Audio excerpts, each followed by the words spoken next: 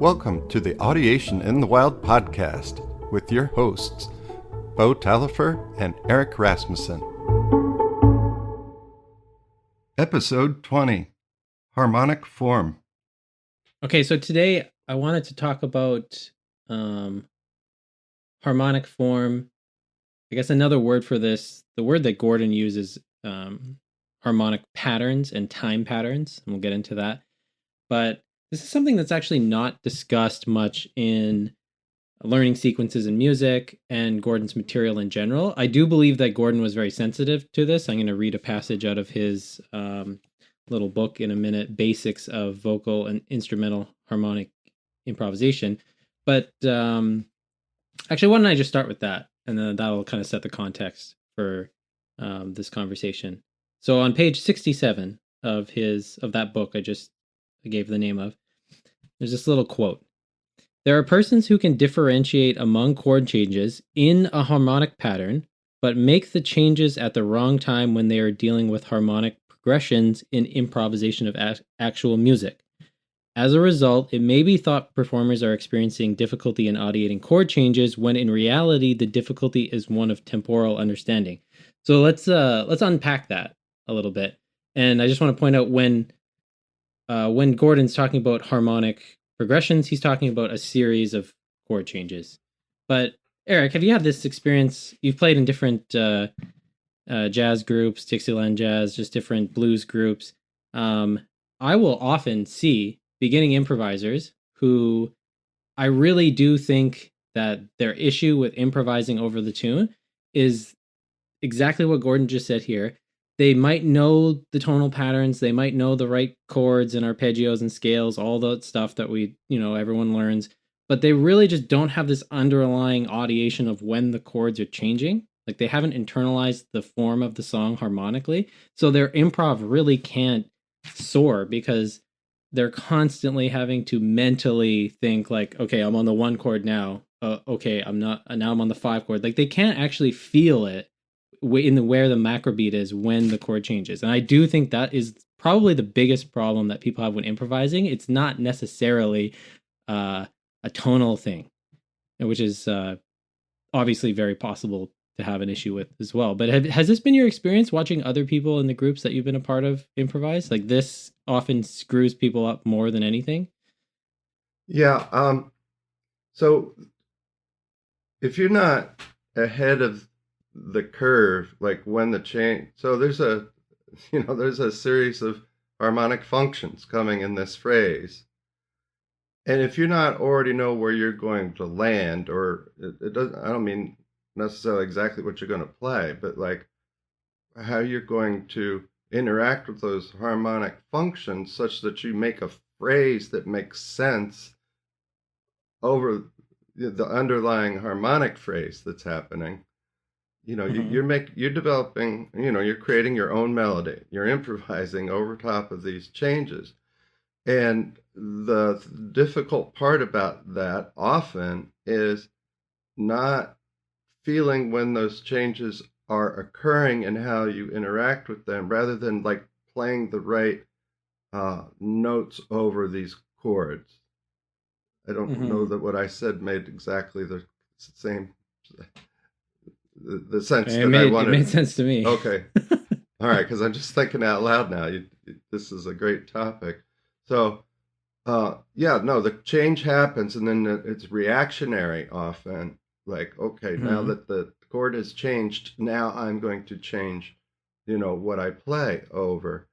And there's times where that works, it's fine, but you won't make a line in your solo if you're not playing with those changes as they're happening. Either sometimes, and it doesn't mean like you have to hit on the change. Sometimes I'm playing ahead on the change. Sometimes I'm playing behind on the change, but it's intentional because I know when the changes are and I know what the changes are.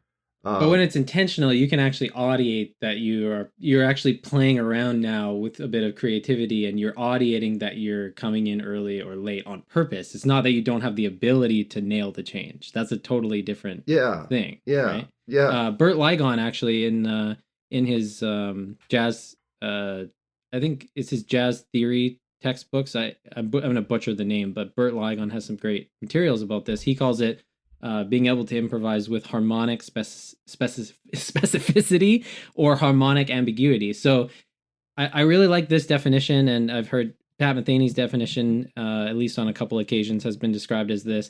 If you wanted to, you could play a single note solo without anyone accompanying you, and the listener should totally be able to identify the chord changes in your solo. You should be able to get that precise. So you should, and this is why I love bebop so much. It sounds like the damn lines have been carved out of like, musical marble. Like it brings out the rhythmic side of the piece so much. All the subdivisions and macro beats and micro beats are totally clear, but also the harmonic changes in an unaccompanied melody. I mean, it's almost like a Bach piece, right? It's like so precise in that manner. And that's something that I've always striven to emulate. And I think the point is, even if you're not trying to learn to play bebop, any good musician, this is how they play. And I actually think this is really what's at the center of jazz. It's not playing a style of music that sounds like it was from 1940s. It's a way of approaching music that's really improv heavy. It's really oral based, and you have this ability to carve the harmony out of a single note line. And you take guys like Sonny Rollins, who are just disturbingly effective at this, or like Clifford Brown. Like it sounds like their solos are like heads of tunes, right? I mentioned Jaco Pastorius's solo, I think, right, on his Donna Lee. Rick Beato does a little analysis on that, and it's tremendous what he's doing, what Jaco's actually doing. It's sick.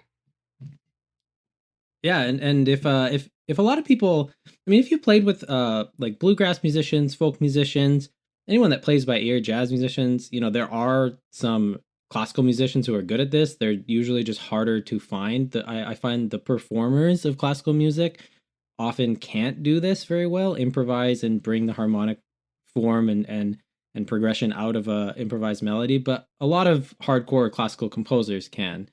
But yeah, if you've never been around somebody that does this, the feeling I always get especially when I started doing this, years ago, is it feels like you got run over by a freight train. There's not really another way to put it. If you've never been around someone who's just blasting through changes with like the most effortless ease, and you're struggling with all your mental willpower to try to, come up with something that sounds coherent, it's a really humbling experience. Yeah. And it doesn't really is. Yeah, and it doesn't always have to be power that way, like we were talking about Sonny Rollins. But, Pat Metheny is one. But even like B.B. King, he's not playing anything that even musicians who can nail like just a 1, 4, 5, but they can really nail it. Like it still has that power and that authority to what they're playing. It sings through, it cuts through everything, and transcends the time or the space or the, you're just in some kind of flow. And he doesn't play anything that's outside of, Jazz Theory 101 that much. Well, that's where the Jazz Theory 101 comes from. It's guys like that, right? That's where the rules come from. But so again, I think this is an important topic because this is genre wide. This doesn't matter what you're playing. It doesn't matter what genre you're playing. This principle is in effect. But the gap in knowledge here is, we have all this great material from Gordon and all these jazz musicians. But how do you actually teach someone to do this dependably? Because what's often done out there is, in the jazz education world, it's a lot of chord scale theory, which I'm probably more open to than I think most MLTers are open to.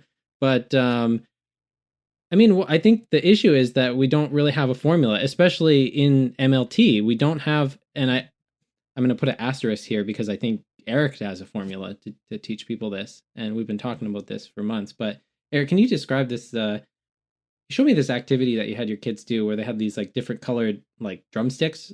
What was it? It's like different colored sticks, and you had them symbolically notating the Yeah, it was like a type of symbolic representation with the functions of a tune. Can you explain what this was? Yeah, so It was very playful. we had sung the blues a lot, and I had, gotten to the point where I taught them, that the four chord can change on the second bar. You don't have to wait till the fifth bar. So they knew some blues that went, do, do, do, do, do, do, do, do, do, fa, back to do, do, do, do, so, fa, do, do, do, do. So they knew That's the blues with original. that. And then also they knew blues, and we would dance to, Louis Armstrong or some others. Uh, but where the so on the second bar, you would go to the four chord. Yeah, Joe Pass calls that the big city blues. Big city. Yes. Yeah, and one of his, I don't think he was very serious about that, but he's like, yeah, a lot of people just go to the four right here, Well, just the city players.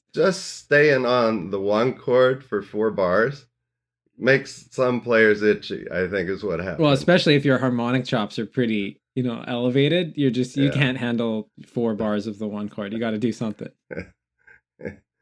And so and then so I eventually had my kids start to listen to and move to St. Louis blues, which if people are unfamiliar with, the first two choruses are, I hate to see the evening sun go down, right? So fa don't, right? And then there's another chorus of that, and then it goes into minor. So there's a Hmm. minor section where, it's just tonic and dominant until you get to the very end. And then there's a double dominant back to do. And then the last blues chorus is uh is without a four chord on the second bar. Or wait. Why don't you play some of this just so we can All hear right, what you're yeah, talking about? Yeah. okay, so and then the four chord.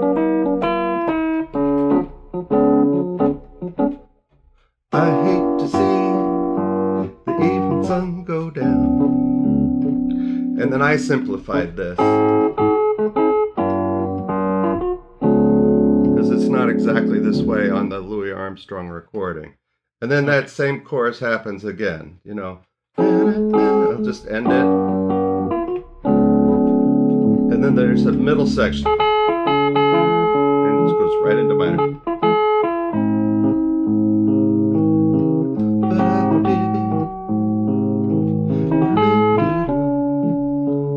And that repeats. So you just did something there that I want to talk about.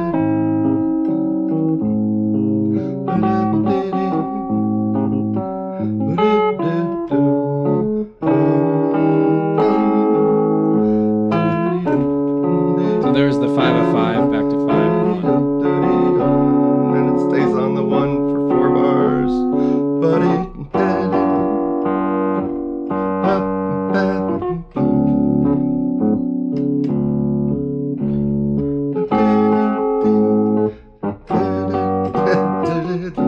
sorry, I wanted to.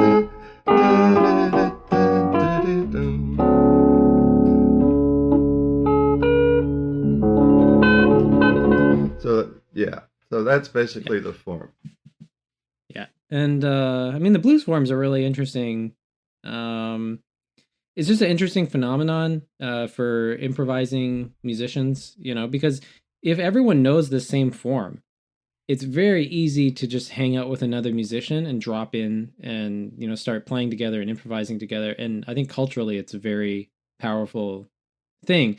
Also, if let's say you're a really advanced jazz musician and you go hang out with a bunch of beginning blues musicians who haven't been playing very long, you can take the form. A jazz musician would usually complicate it quite a bit, but they can now scale it down to play with people who are quite uh, you know novice compared to them, and they can still play together.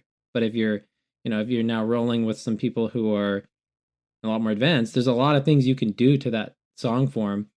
Even the one that Eric just played, this St. Louis blues. Yeah, there's a lot of things you can do to add complexity, but being able to audiate that like foundation is so crucial, especially in this type of genre, jazz, or blues, or um, there's a lot of genres actually use that 12 bar pattern. Yeah, so It's yeah. the kids listen to that recording, and then I also would just work on one section or another section or whatever. They already knew tonic dominant subdominant. When I start teaching the blues, all I'm telling them is you've got an extra tone in tonic and an Yeah. extra tone in subdominant, and not to worry Oh about yeah, it sure. other than to just sing it with me. And then Sure. I play the blues without those extra tones, without te in the tonic and without me in the subdominant, and Hmm. and I play it that way. And I say, which way do you rather hear it? Which way is better for you? It's like I like Hmm. it with the extra tone. It makes it blue. It makes it the blues. They've had enough oral experiences of dancing and just listening to it. I'm not Oh, and the. I think Go ahead. yeah, go ahead. I was just going to say I'm definitely not the best pianist in the world, but Oh yeah, yeah, no, it's yeah. We're not worried about that, I don't think. Um well, and I think what Eric just did where he will show, two different versions of something that are very similar to each other, but something's different. One's got the seventh chords or the te and on the tonic chord and the may on the subdominant. Showing the song with these variations and voicings is really powerful. It makes them stand out, makes the differences more apparent. Um, okay, so harmonic form. So I, so yeah, I this passed. I is want to go back and tell what happened. So I passed out. oh I sure, had um, red rhythm sticks and blue rhythm sticks, yes. and and then there was some another kind. Oh, then drumsticks, just plain old drumsticks. And I told the kids that red was tonic and blue was subdominant, and that the Hmm. drumsticks were dominant. And and I would play the blues, and I would have them line their sticks up according to the Hmm. functions that they heard. So it was just a symbolic association of the chord changes that they already knew.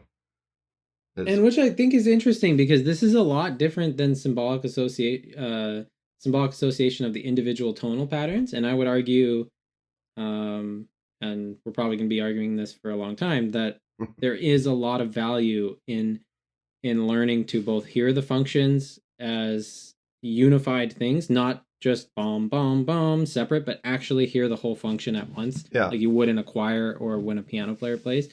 But I think the same goes for the symbolic notation of that symbolic association, being able to see the one chord, and Eric's being playful here is representing it with a colored stick, but they're really, once the student can do it with a colored stick, I mean, showing them the Roman numeral is not asking much. No. And No. one thing you can do that's cool too is you can actually just you could put like a hula hoop on the ground and like okay, whenever you hear the one chord, like you I jump in the blue hula I hoop, like actually stuff like did that, that. right? Oh, you did that. Okay, because that was one that's off the top of my head. And I've done that. There's another room where they use these hula hoops for dances, folk. They were there for folk dances or the dancing classes, and I just brought them out once, and we jumped, and we'd also walk around and tap the chairs. I have four of these kind of chairs, and then two of these kind of chairs, and then two more of those kind of Hmm. chairs. And when it came to the dominant, it's like, okay, we didn't have another kind of chair, so we used a music stand. And the kids would walk around and tap, and tap the form on the the tonic chairs and the subdominant chairs, whatever. This is also where I could see if you had an instrument that could play a whole function just with one button, it could be very useful for this, right? Like if you have an instrument, it just takes one button and it'll play a one chord, and then another button will play a whole five chord. That could be very useful for people who are trying to get this skill down because often, I mean, instrumentally, once someone gets to a point on the piano where they can play some chords on the piano or the ukulele, it's not that difficult. But if the issue here is actually a rhythm thing, it's more of It's not rhythm in terms of like you don't have your microbeat and macrobeat audiation down. It's you actually aren't audiating the order that the chords The could come form, in. yeah, The you've form. got to be audiating partial form or phrases, not just not just when, but have a head in your. I think it's that they have to have a head in their audiation before the change happens, and even the next change when that's going to happen. And you got to just feel that in your body. And you know, I, Well, that's why these root melodies are so important because if you I mean if you can't audiate the root melody of what you're playing, like good luck. Like you're not going to be you might be just kind of exploring, you know, improvise wise what's going on with the song, but you're not really going to nail the changes. You're not really going to bring out what the a tune is. lot of people will do these root melodies, and it's pretty much across the board now, which is really nice to see that people do Mhm. these. But their root melodies are without movement, or not. I don't mean by there's no feel for it. That's why I add these, you know, do do do do do do do do do fa, you know, whatever I add a rhythm to it because they move into these changes. So you're not sitting on a dead whole note. Yeah, totally. Yeah, So, I mean, and this can be genre specific too. Like if you're playing a Latin blues, you would mm-hmm, choose patterns that were more appropriate for that type of yep, music. yep. Um, yeah, I think that's And it also it's accentuates that when I do change to a new function, that new function has a different rhythm to it just to make it stand out. yeah, And yeah. it's not like you have to always do um, there's no real like specificity to that Well, I other think than another way to say this is like we know whole part whole is, you know, the game plan here, but some at some point like there's too much with the root melody thing. I mean, it's a melody. You just learn it like it's a melody. If you try to do everything as like just macro beats or a whole note for the whole bar or whatever you want to call it, yeah, it's not musical anymore. It loses the essence of the style and it stops being, I think, interesting for the student to even perform. yeah, it's not, it just wasn't as fun for me and for certain the kids. Sure. So okay, so we have these harmonic forms, and then this is where I want to go off into Eric's book, which is what's your book called?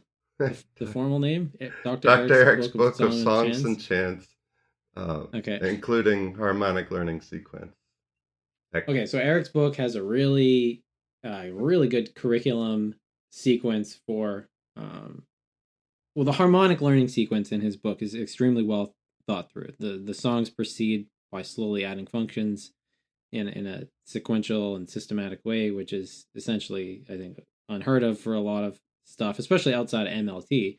There's a lot of people in the MLT world that have their curriculum set up like that, but I think you're definitely, you know, the Mac Daddy of the harmonic learning sequence. So the thing that I've been thinking about more over the past year and a half or however long we've been talking is that a lot of these folk tunes they have similar song structures, and I think they are really efficient ways of learning to audiate harmonic form early on in your process. You know, like very early on, and I'll explain why I think this is useful because you know eventually if someone starts playing more complicated tunes, the harmonic forms get more complicated and all that.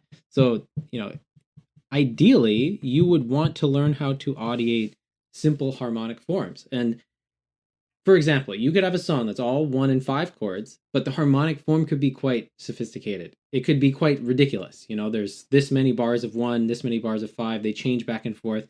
But, you know, in juxtaposition with that, you could have a song with four functions that has quite a simple harmonic form that's quite easy to audiate. So it's not necessarily, it doesn't necessarily have anything to do with how many functions are in the song. The harmonic form, the complexity of the harmonic form is its own animal. But I think pragmatically, what we end up doing is when you start teaching kids songs and you're teaching them one, maybe one, four, and five in major and minor, it's especially when they're just at 1 and 5, why not start to introduce them to sequences of harmonic form structures that are easier to comprehend, right? So if we're going to try to teach sequentially, and this is where I'll go to bat for the Mary Had a Little Lamb form. And in the St. Louis Blues, in the minor section, Yep. you did this pattern that was like 1-5-5-1.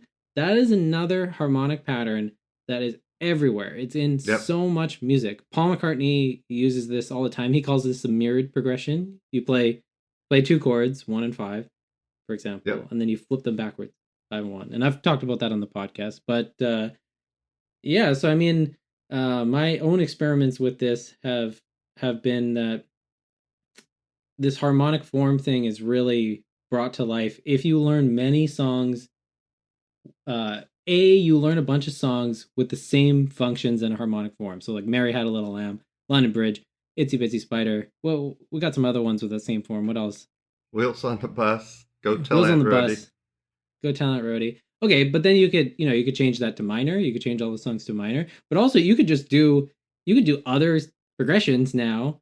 Like you were teaching Aeolian, you could do the tonic function and the subtonic function with the same pattern that's in Mary Had a Little Lamb. So if I was gonna go,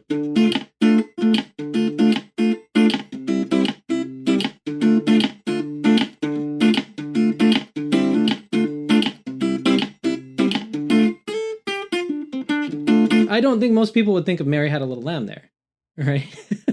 but I am. Yeah. And this has been so useful for me to experiment with. I was badgering Eric with some audio notes of some very weird tunes I was writing that do this. But my hypothesis is that, okay, if you're going to teach songs now that are in Aeolian, and students already have this audiated form in their mind of the form of Mary Had a Little Lamb, when you start teaching Aeolian functions, it's very easy to handle Aeolian tunes that drop into a familiar harmonic form. If you all of a sudden start teaching a bunch of new functions and the forms get like really complicated or out there, it's harder to handle. It's not that you can't do it, but it's definitely easier to start with simpler harmonic forms. So when you do sameness and difference, it's best to change one thing, not more than one thing. Right? Because then that thing just stands out, and that's the whole key. Because then you're making it obvious so that the kids they already get it. You don't even have to explain it. So according to Engelman, we've talked about Engelman a bit, in his Engelman and Carnine's book Theory of Instruction, that is just an amazing book. That is a central tenet of communicating a concept to a student. You show examples that are same and different. But if you change 2 variables or more at once, the student, rightly so, wouldn't understand what you mean, right? Like, so if I play something in major and minor, I don't want, and I'm trying to get the student to understand the difference in the term major and minor, I don't want to change the meter at the same time, because the student could rightly think that when the song changes from major duple to minor triple, and I start calling it minor, they could think I'm talking about the meter because 2 variables changed. And so, yeah, I think this is just a natural extension of that. But I think the interesting thing here is that there's not really a lot of advice out there for how to go about getting a handle on these harmonic forms. There's another harmonic form that's in a lot of tunes. It's the harmonic form from On Top of Old Smoky, On Top of Spaghetti. Can you play that one for us? Yeah.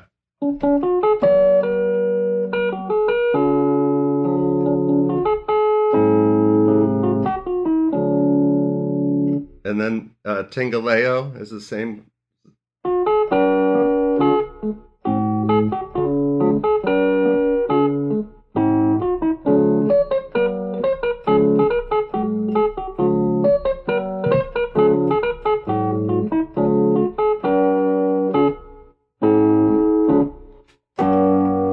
I took away the melody. And then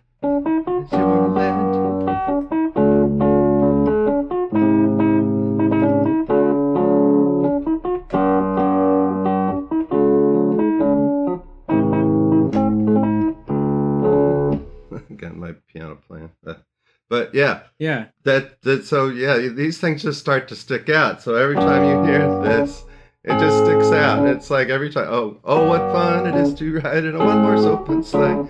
It's the same. What key are you in? C. Okay, change the 5 chord to B flat instead of G. So yeah, so I'm gonna do.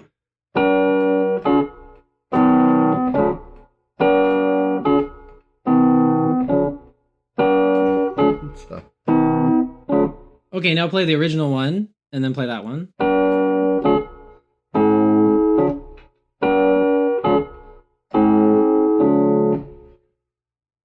Wait, that was just original. That's the original. Oh, and then play. Yeah. Back to the original. Eric's trying to secretly give me an aptitude test in front of the whole world. All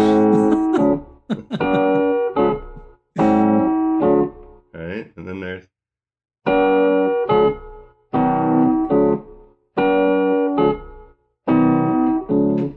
So this has been very useful for me in my own practice to change just one of the functions and practice improvising over it. It's a lot of fun. Like, or what if you change the 4 chord to minor 4, and so you stay in major, but you change the 4 to minor 4.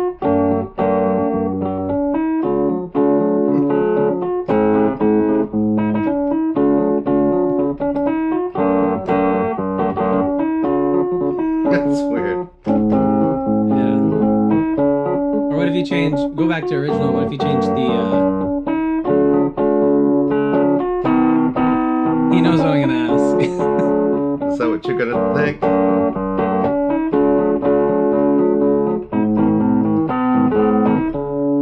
Oh no, actually, that wasn't what I was thinking. I was saying keep the 4 and the 1 the same, but change the G7 to a D flat 7. Okay. Oh, you said keep. You wanted it. I'm not worried about the melody. I just want to hear the function.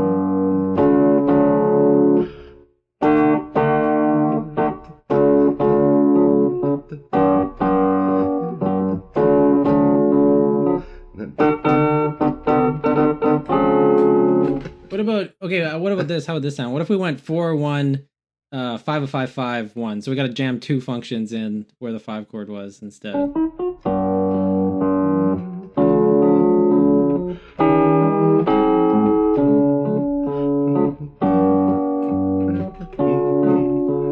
That's cool, I like that. Okay, now what if we do one like that and then one with just I'll just use the name of the chord. So do one with D7 to G, and then do another one with D minor to G, or D minor 7 to G.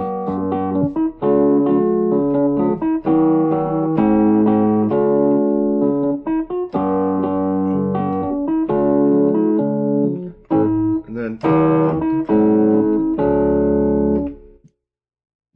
So that's been something that I found. Yeah, there you go. Yeah, I found that very useful because, and you might need to play these a lot. Like we should point out here, one of the issues that you run into with doing same and different with music is that you have to make comparisons that exist across time. So like, for example, it took him a few seconds to play the first progression, and then, 3 or 4 seconds, I don't know how long, and then he plays the second one. But if we weren't musicians, if we were visual artists, I could actually just show you something and literally erase it and draw the new one. I can't do this as easily with music because it has to travel through time. So one of the problems you can run into, and I think this is the power of using familiar songs here, is that you don't run into these issues of memory. So if someone has the song memorized, like the A section, it's easier for them to compare to the now B version, because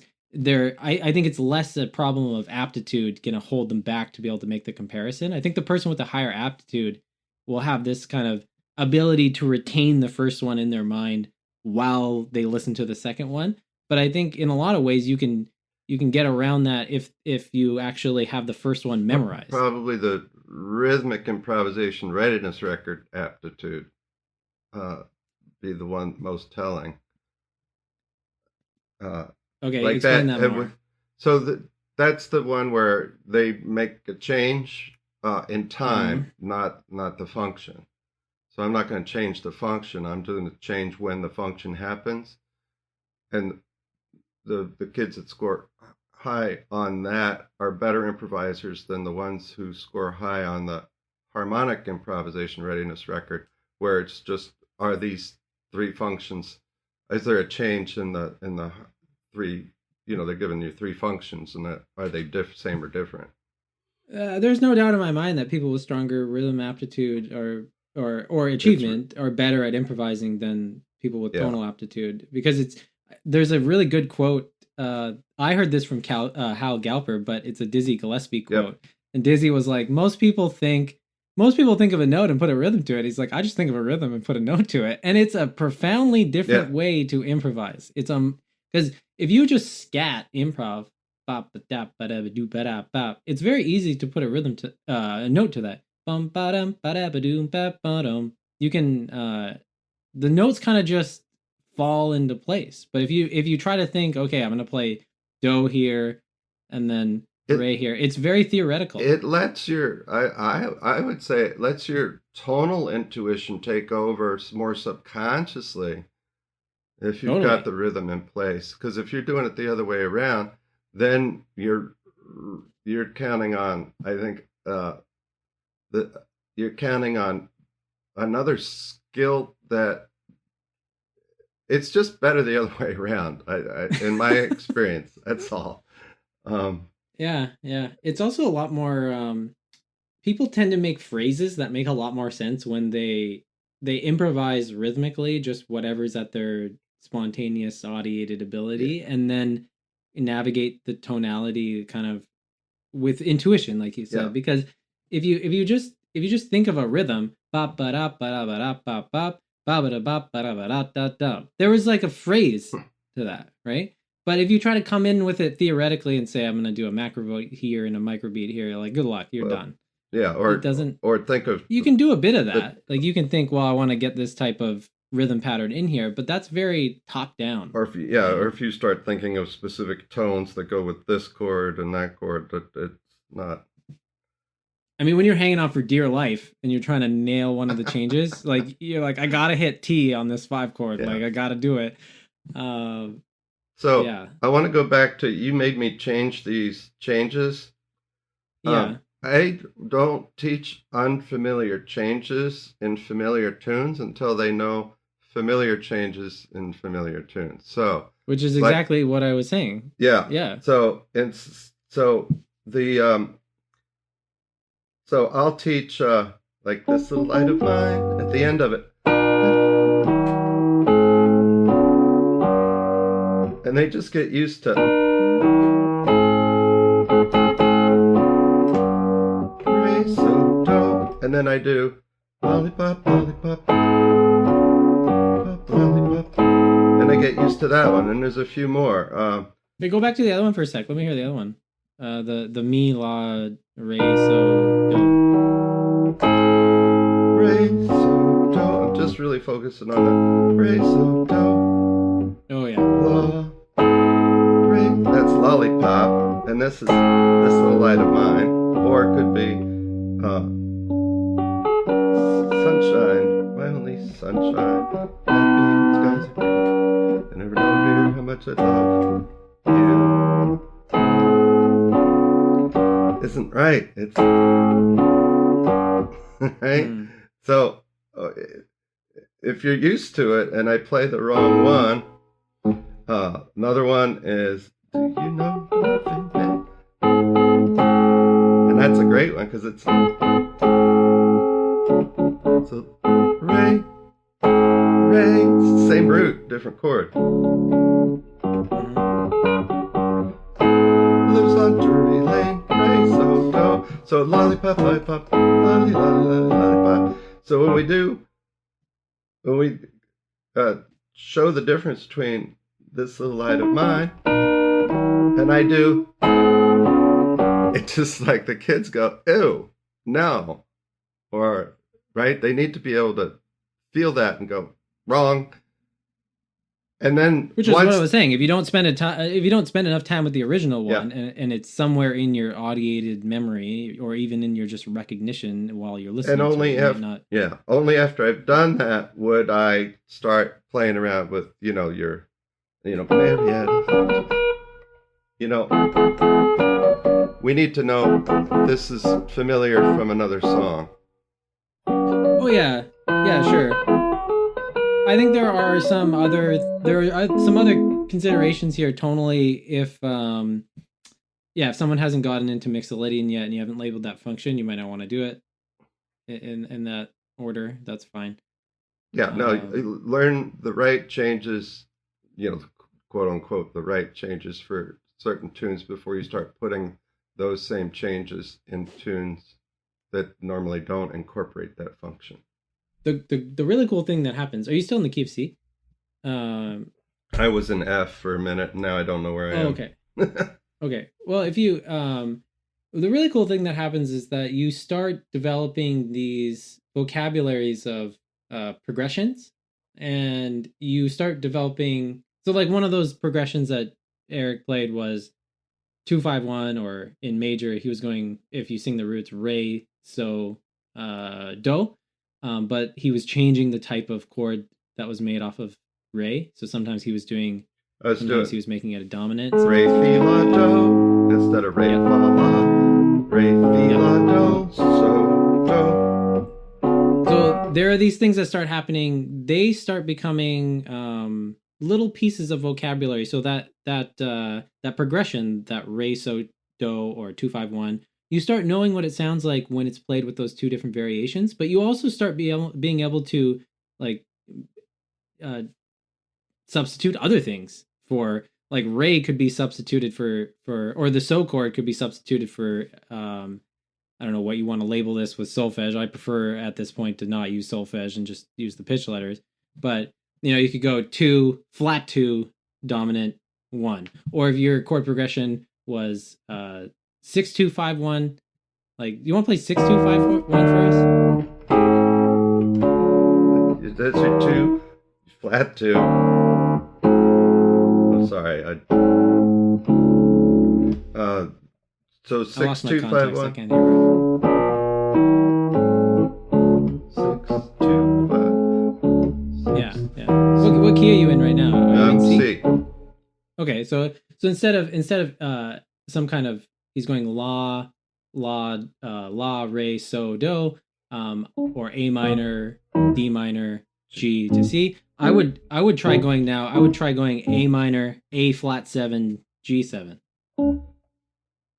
All right, now when you start doing that, I can't think theoretically. So no, C, that's fine. C what? So you got A minor there, right? Yeah. Yeah. C, A minor. Now go A flat 7, or I don't know what you want to call this, just solfege. Lay, yeah. Lay, so, do, so, lay, so. Is that what you're saying? So yeah, and so what I'm saying, and you could also do, you could go la, lay, and then now or you could go A minor, A flat 7, D flat 7 to C. Yeah. And so what I'm really getting at is that all of these start to show up in your vocabulary as substitutions for each other. So whenever someone's just going 6-2-5-1 and the song just never ends, it's just all day 6-2-5-1 or 1-6-2-5. These all show up as possible changes to each other, substitutions, and that starts to just happen spontaneously. Sometimes when I hear the 5 chord, the melody that will come out of my brain is actually based off of, if I'm audiating G7, the melody might sometimes start to do something with D flat 7. It just you start associating the two as interchangeable parts, if it's appropriate, right? I mean, sometimes the melody of a tune won't allow that if you're trying to stay really fixated on the exact structure. But yeah, you're doing substitution, but of a harmonic phrase or a turnaround or so. Of a turnaround, yeah. But the whole reason I brought this up is because when a lot of people learn how to do substitutions, they come at it very theoretically. and it's much more practical, and I think has more power in getting in your audiation if you actually make the substitutions over familiar songs with familiar harmonic forms. Because if you can already audiate what 1625 sounds like, and then someone says change the 5 chord to D flat 7, it stands out again, which is related to everything we've been talking about. But when you encounter really good jazz musicians, they'll tell you that's how they do it. But a lot of people that try to learn jazz theoretically, they'll like out of context try to like hear these substitutions, and it doesn't work. Like Yeah. it really doesn't work. It can be a bit of a disaster. Yeah, so when I have my second graders, and I've had them since kindergarten, first grade, second grade, I haven't gotten to where I've added these uh, uh, lesser known substitutions, or what probably the first one I would do beyond what I already have in my book would be the tritone substitution. But what I have done lately, and it's been a lot easier than I thought, is like at the end of the blues.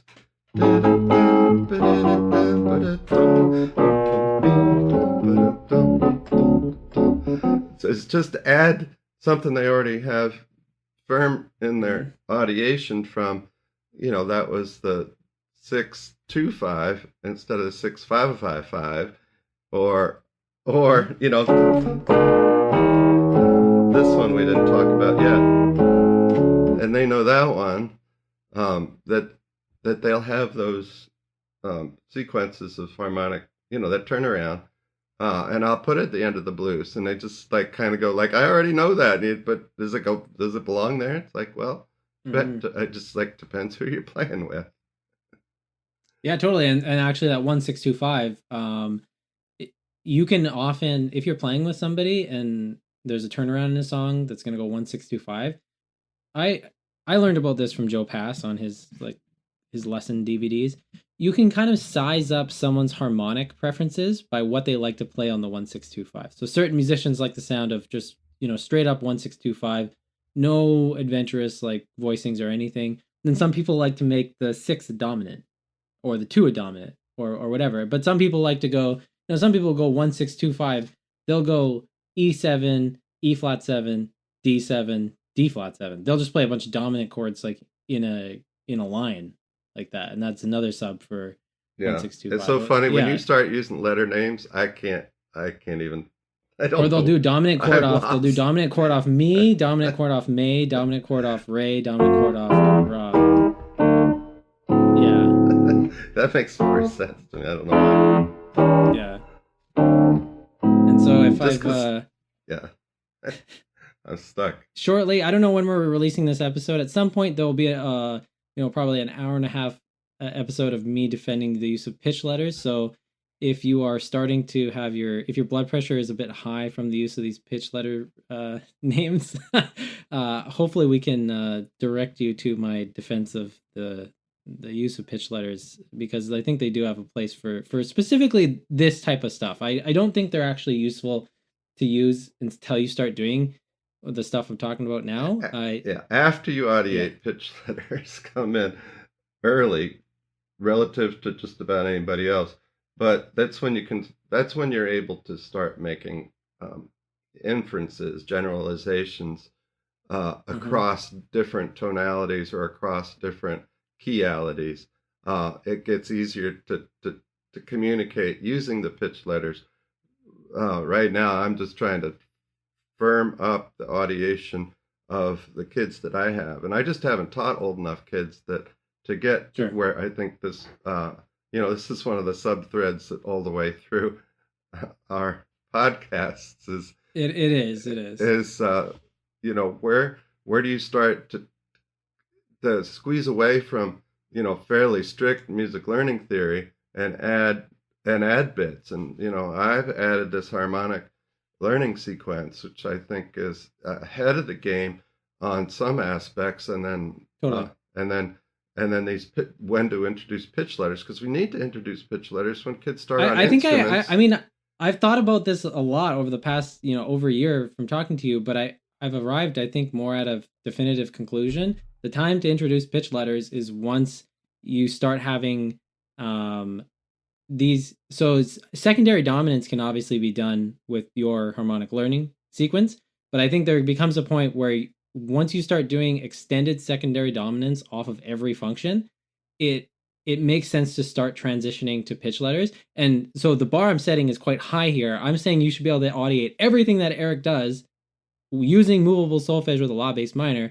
But once you start getting to the point where you're doing like 2 5 of 3, 2 5 of 2, the tritone subs off of all this stuff, there is a pragmatic reason to switching to pitch letters, and you'll probably still use movable do with a law based minor in your audiation as well. There's just some of these concepts are so easily explained using pitch letters rather than using movable do. But I mean, the fact of the matter is, like, how many people are getting that far, even if you have an MLT teacher? Like, I don't know, right? I don't know. So yeah, we've been together doing these things for a year. We didn't start recording necessarily our conversations, but over a year. And I'm definitely turned a degree or two, you know, to get me fully on your side. I would just want to have to teach, kids that are beyond the ones that I get, or have the kids longer. Really? To put. I would like to do a presentation. But I can get it this. Before I used to, like, wait, just no, because I would like to do a presentation of this at the Gimbal conference, possibly in a year and a half or so. We'll see. But I mean, because my own experience with this was that I learned the type of musicians I listened to played in a lot of tonalities, so I had this listening experience. But I had to learn. The way I learned the tonalities was not with movable do with a law based minor. I have no issue with that stuff, but I have no reason to think that if Gordon's research shows that movable do with a law based minor makes it easier to learn to audiate at first and give verbal associates to everything, I have no doubt that would have been my experience too. But I think Eric's often point to this is that, my aptitude is probably just high enough to let me push forward through just using pitch letters in the beginning anyway. Yeah. And so I have no real way of... You can use theory as a backdoor to get into audiation if you've got a strong enough, aptitude, is what my theory is. Yeah, because I mean, basically, if and this is actually a side conversation, but you can go from...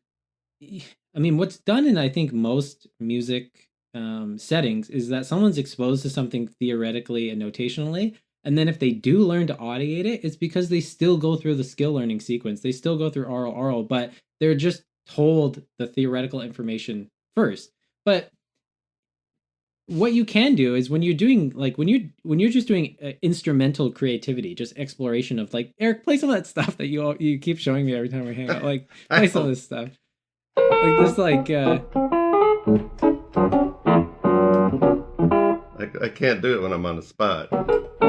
Yeah, no, it's okay. I don't know. That stuff, those chords, those little chords that you just played. Okay, so what we're saying here really isn't that,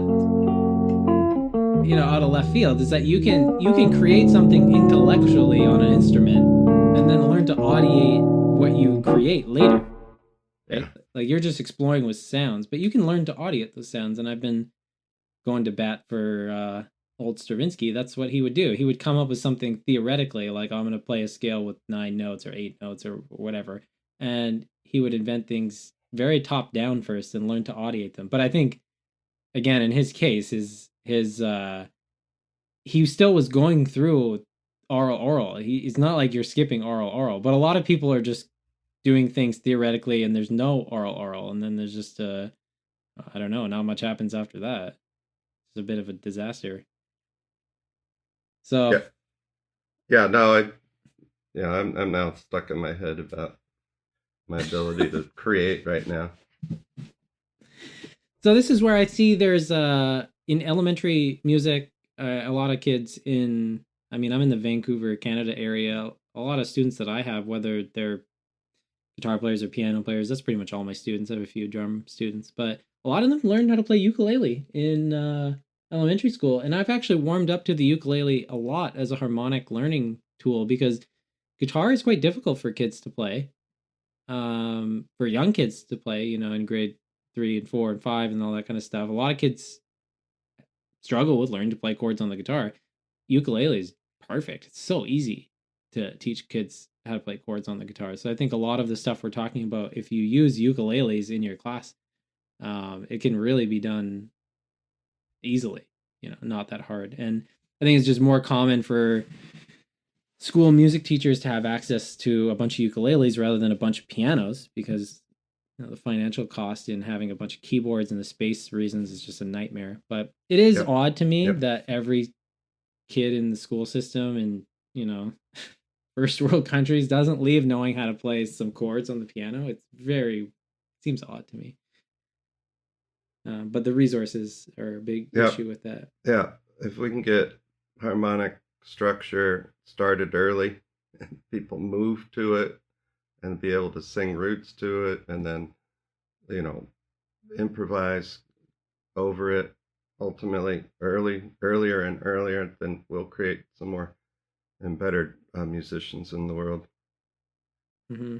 Yeah, and there's quite a few harmonic instruments out there. There is this thing, I'm forgetting what it's called, but you actually like, it kind of looks like a if you've ever seen a lap steel, it's kind of like that setup, but it has no fretboard at all. Like, you're not meant to use a slide on it, but you just push. It just has these buttons for the names of chords, like A Oh yeah, minor, yeah. D7, and you just play it. But I mean, really, if you just put stickers of like 1, 5, whatever, you'd have to stay in the same keyality on this instrument. But you could do a lot of this stuff with really young kids, Oh, for sure. because the physical limitation of them not being able to play a piano or not being able to play a ukulele is going to block some of these kids Yeah. in like grade 1 or grade 2 from actually participating with a harmonic instrument. But there are, I think, creative ways around this. I thought about, like, creating some kind of product where there's like, those easy buttons. It's just like, it looks like a button, Yep. and like Yep. that was easy. Something like that, that would, you just put the name of a function on it, and it would just play the sound of Well, I've that got the chord. bare bones of an app that, again, if somebody has 20 or 30 or $50,000, send it my way, and I'll develop it. I've got a developer who would be able to do it. Guy's incredible. I'm teaching his daughter. But here's another thing, that plug aside. Hmm. um, I used to take my pre-K and kindergarten kids and give, a third of the kids tonic bells, and then a third of the kids subdominant bells. Just give them each one tone of the function. And give another third the dominant bells, and you know, and it's like, okay, we're going to play Mary Had a Little Lamb. What group should we start with? And we'll Hmm. sing, and it'll be a train wreck because they'll say, my group. I want my group to start. It's like, Oh everybody, yeah, everybody yeah. just play, and then we learn to play in time. And then what I do then is give each kid three bells: one that fits tonic, one that fits dominant, one that fits subdominant, and then that way Hmm. they're playing. That's easier because it's hard for them to predict when to play if you only got tonic. It's a lot easier to predict when you have the three functions in front of you. Uh, it, Oh, it seems okay, yeah. counterintuitive, but it's better to have them play the entire time than to wait and play only when you're supposed to hear tonic, Oh or yeah. play I mean only when. that. But I'll split those bells up like that. They Yeah. pull up and pull out and separate, and I can do that. And that was another exercise that was pretty rewarding when you have a small enough group. Yeah, those are some interesting things that I don't really get the chance to experiment with, because I'm only teaching one student at a time. I can't have like groups, like kids doing something with the tonic and something with the subdominant or whatever. I'm kind of pinned down to this We'll give them all. one person at a time We'll thing. give them all three.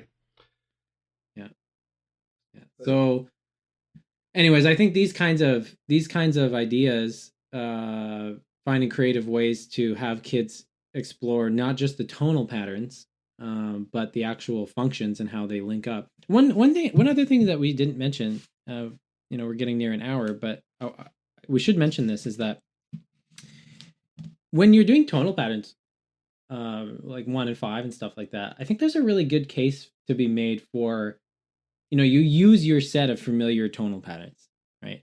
Like I use Andy's Mm-hmm. for 1 and 5 because he has free resources on YouTube, and I just send my students to listen to them if I want them to practice on their own. So, he was one of the only people I could find when I first started doing Mm-hmm. MLT years ago that had this stuff available online. So his are just burned into my mind.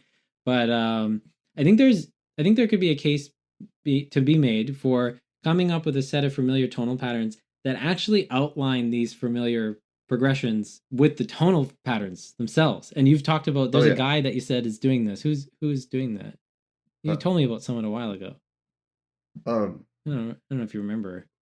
I don't. You said someone had this insight about like, because really what we've been talking about is familiar harmonic progressions, Yeah. and I think there's a case to be made for learning to hear the whole sound of the whole function at once. Yeah. But why not learn how to do the Oh yeah. tonal patterns in familiar Oh harmonic yeah. No, I do that in progression? my book, just here and there as an example of something you can do. Mm-hmm. Like Mary Had a Little Lamb can be do me so mi so fa re ti do mi do mi so fa re ti do mi do. You can do that in time, and I don't think it hurts one iota. I do that especially with the But Andalusia I mean, you could cadence. even go like this. You could go bum bum bum bum bum bum bum bum bum bum bum bum. Like your tonal pattern could actually be Yeah, have the proper pause that Gordon is recommending, and even giving the student well, the chance to. yeah, but once you're in the Uh, context of a melody going on in time at the same time, I do it with I get my kids to do la so fa mi, right, and another group mhm. to go do ti la si, another kid mi re do ti, so I get the kids singing the harmony, and then I also have them go la do mi so ti re fa la do mi si ti re la do mi so ti re fa la do mi si ti re, or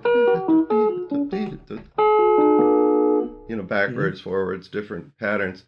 Um, because the song, that's all that song has in it is this Andalusia cadence all the way through. Hit the Road Jack, or um, Cat Came Back, or a couple other Yeah, there's songs that some. have that. There's actually a newer song in the past that was on the radio in the past few years, like pretty standard pop that had that in it. I'm forgetting the name of it, but it's everywhere. Yeah, I've got a playlist of songs that use that Yeah. on my Spotify.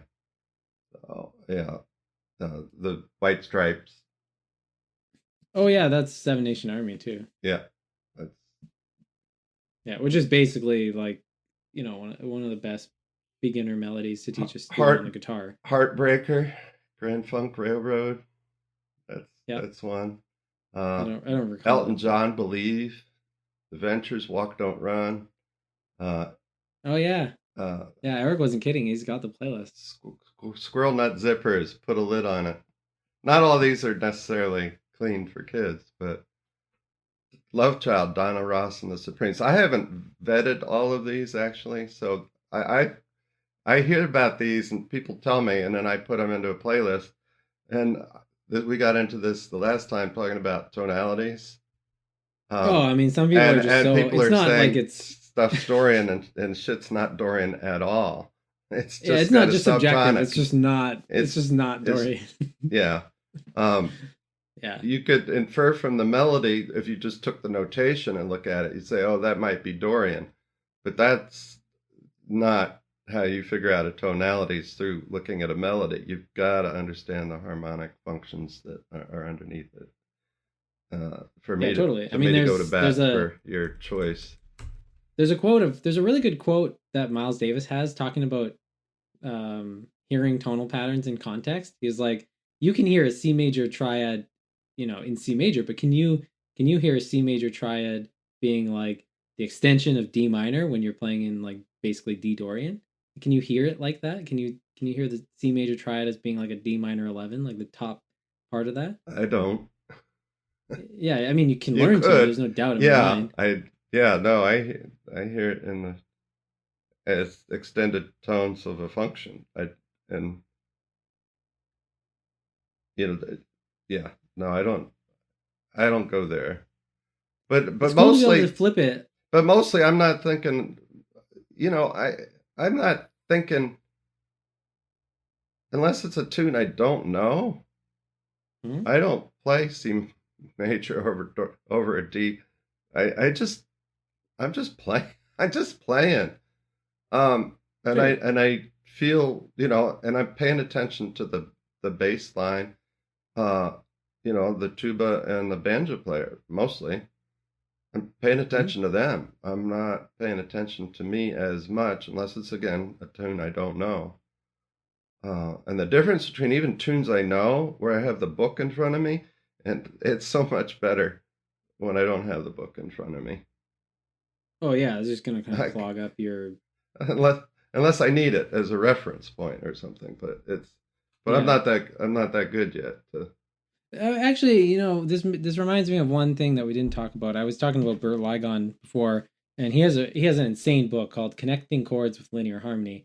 And basically, his claim in this book is that if you transcribe tons of jazz solos, which he was doing in his university classes and having his students do, his students just kept coming back. There were these common melodic structures that people kept playing, and this is Gordon talks about, like, when you're learning to improvise, not just learning licks, you should actually learn to audiate the harmony with tonal patterns. And I totally believe what he's saying, but I think Gordon's point. I think in Gordon's attempt to make his point about the importance of tonal patterns, he discounts the pragmatic utility of learning licks. And I'm not saying you should just learn licks and copy everything, but there really is power in learning licks that outline whole harmonic progressions. And Eric's heard me drone on about this for Yeah, probably yeah. 40 Well, hours licks are at just length. tiny, tiny tunes, right? And if you're learning repertoire, you're learning songs. The more songs you know, the better. The more tonal patterns you learn, the better. So the more licks you learn, the better. They're just tiny melodies.